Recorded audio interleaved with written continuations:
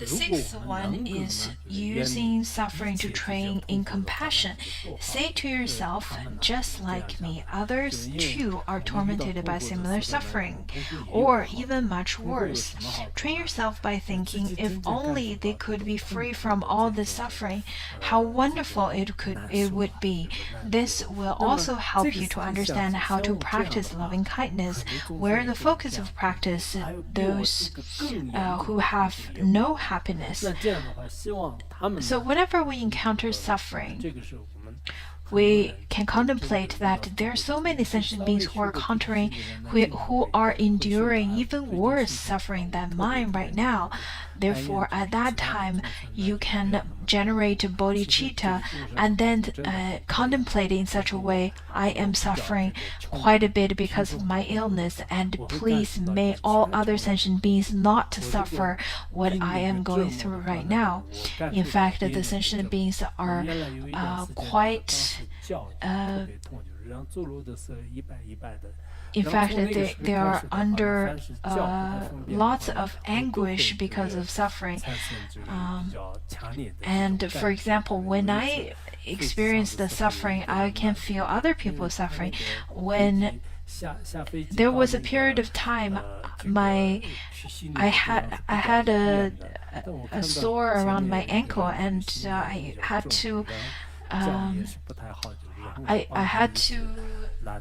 limp through and walk in such a way, but around that time it was very difficult for me to see other people who also have difficulties to walk. And then it is because I understood that kind of suffering. For example, once after I get off the airplane, I tried to help others with their luggage because that person also had an ankle or walking problem. So we should try to practice in such a way that to contemplate on other people's suffering as well. And in that way, we will generate more compassion. If you don't want suffering, others definitely don't want suffering either.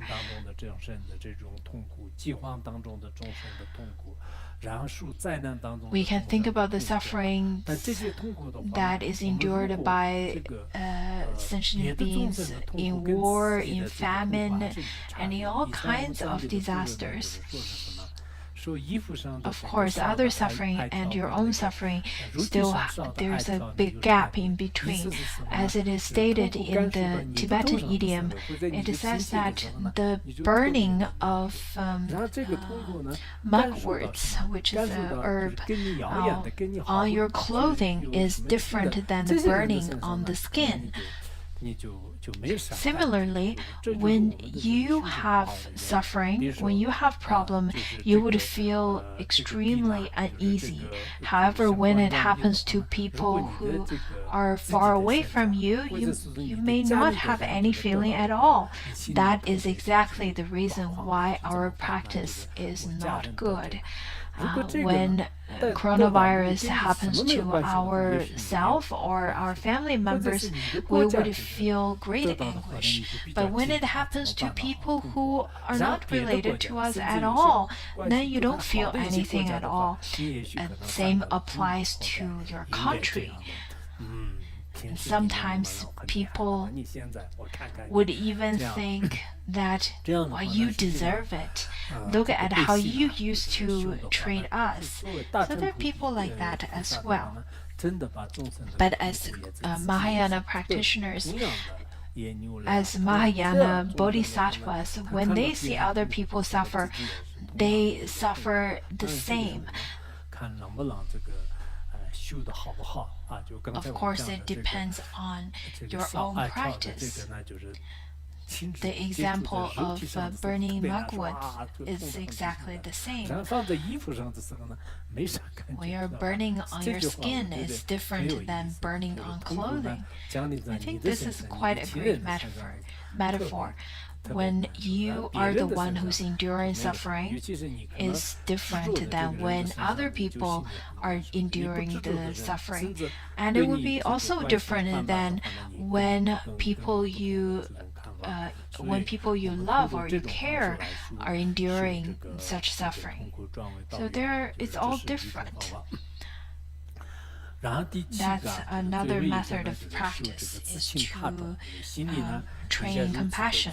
The last one is using suffering to cherish others more than yourself.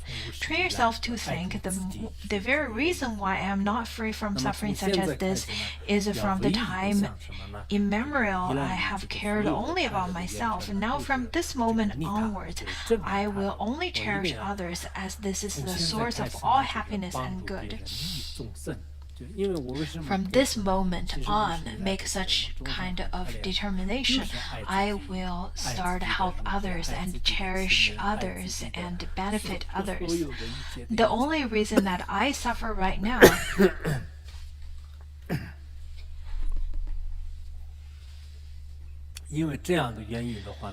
is because that you only love yourself, love your own body, love your own relatives and friends, love whatever is yours. Those are the reason that created your suffering. Therefore, from now onwards, instead of giving up on other sentient beings and repulse other sentient beings, you should understand that love self and hate others is really the source of suffering. Therefore, with the guidance of the spiritual friend, you should understand that we must see others just as ourselves. And over here, not only we don't harm others, we have to give up ourselves. This is a very high level of realization. We can talk about it theoretically, but can we really do that? Can we really benefit others and give up on ourselves? That's not easy. But as Mahayana practitioners, we have to work towards that. This is our responsibility. Well, now ask yourself, why did you make the aspiration of generate bodhicitta? Nobody really forced you to. We all aspired for bodhicitta willingly. So since we've already done that, then we should contemplate that all the sentient beings in the three realms are suffering quite a bit. So we should try even a little bit to help others. And that's exactly what we should practice, cherish others more than ourselves. When we talk about we love others, in fact, the majority of the time it is very pretentious. It is that we only love ourselves. And this kind of self-cherishing love is not only harmful to ourselves, it is harmful to others as well. This kind of love with grasping is very, it could create lots of pain to self and others. But the love that comes from Mahayana Buddhas and Bodhisattvas is in fact the genuine love, the big love, the love that is completely true. But for the love that comes from sentient beings are rather very superficial.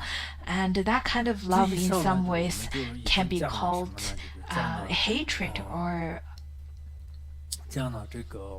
it's very diluted. In fact, it cannot be beneficial to others. So previously we talked about when we encounter suffering, we have to give rise or learn to train ourselves to have the attitude of cherishing mind and joyful mind. Not only that we should be joyful, we have to have our practice. So the practices are the 7 that are stated above. I really hope all of you would read into all the 7 discipline and maybe pick one or two that you would focus yourself in practicing. I think it would be very difficult to practice on all of them at once, but I think it takes time for you to familiarize yourself with all of them. You can practice upon renunciation, or take refuge to the three jewels, or try to practice on Tonglen, and try to alleviate all the other sentient beings' pain.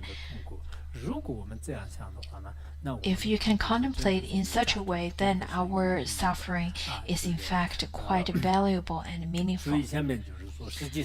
So over here then says that it is extremely difficult to use suffering as the path when it has already struck and is staring us in and it is staring at us in the face.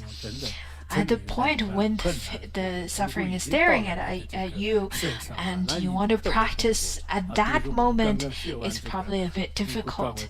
For example, right after studying this and at the end of class, someone tells you that, oh, your parents died. Why don't you practice enjoy this suffering and generate the attitude of joy when you hear such obstacle? But I think it would be very difficult. But at that moment, what you can do is to contemplate that because of the death of your parents, of your loved ones, then you can practice up on generating certainty in samsara is suffering. But of course, it would be very difficult to do it right away. Then what should you do? Then first of all, that is why this is crucial to become familiar in advance with the specific practice to be used when misfortune and difficulties befall us. That is why we need to practice in advance, just as how some soldiers would practice in advance every day, so that whenever there is whenever they have to go to the battlefield, then they would be familiar with all the weapons. So in the process of us practicing, either we can practice up on renunciation or impermanence, or the previous ones we've already talked about, such as Tonglen and so on. Whatever suffering, whatever misfortune that happens, whatever enemy that we're facing, whatever bad conditions that's coming, I think at that time, when all of such all down to on you, your mind would rather be very soft and at ease and big-hearted.